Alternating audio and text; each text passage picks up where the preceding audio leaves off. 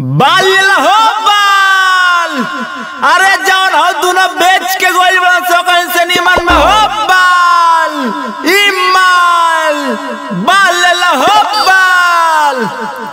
अरे ब्यास हईतार मलिया का हो एक और मुंह कहा लटकल बा तनकी से बेचस हम आवतनी ए बाल हो बाल मकई के बाल कर पहिन का हो तोहर मुंह कहाँ लटकल बा का कही आज तक गर्लफ्रेंड बुझले बाड़ो काका मंगनी आज ले पूछौ नहीं खदेले। अरे पगली चिंता काहे करत रहे देख बिजनेस हड़ाता बाल हो बाल बाल हो हाय देखो दूधा वाला कच्चा बाल अच्छा माल।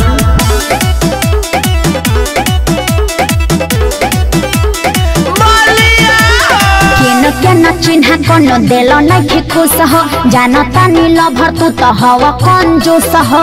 नहीं ऐसा तो कभी नहीं था। अरे किन के न चिन्हा कोनो देलो नहीं खुश हो जानता नील भर तू तो हवा कंजूस हो। मंगनी जब जूती तो कही देल कूती हमारा के जानया बोला बना माजा मोरी है गाजी मिया अमार खई है डफा। ऐसे काहे बोलती हो लाली बालों पे चिके माल ओढ़नी लाल कीने बयावना भइला बाटे रे सभी जाने सगारावना। बालों पे चिके माल ओढ़नी लाल कीने बयावना। सावन हो खो चाहे भादो पंडित चाहे यादव जल्दी से जल्दी हमारे प्रचार गाड़ी के पास आइए बाल खाइए और माल लाइए।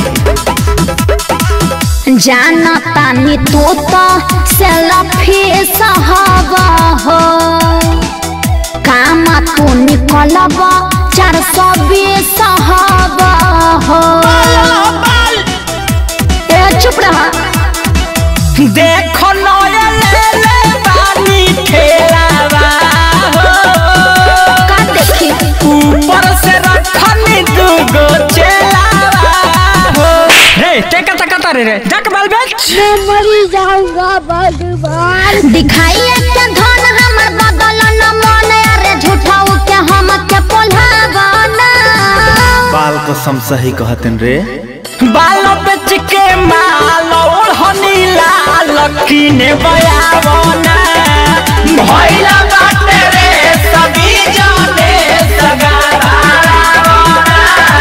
बालों पे चिके माल ओढ़नी लाल कीने बयावना। ए बाल के संगे नींबू मरचा दोनों बा हो आ दोनों लेबा तीनों ना लेबा बड़ी मार मलस रे।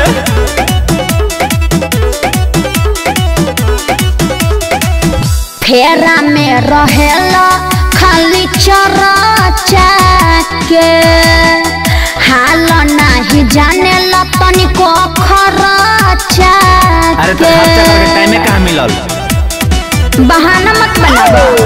पहिले जवन भइल मजा पूरी रहे हो चाही जवन मिली विष्णुपुरी कहे हो। का चाही अंदर के की बाहर के हो जवन मन करे तवन दे देना। मीठे बोली जे आगे पीछे डोली बुलेट राजा हमके भरा मावना।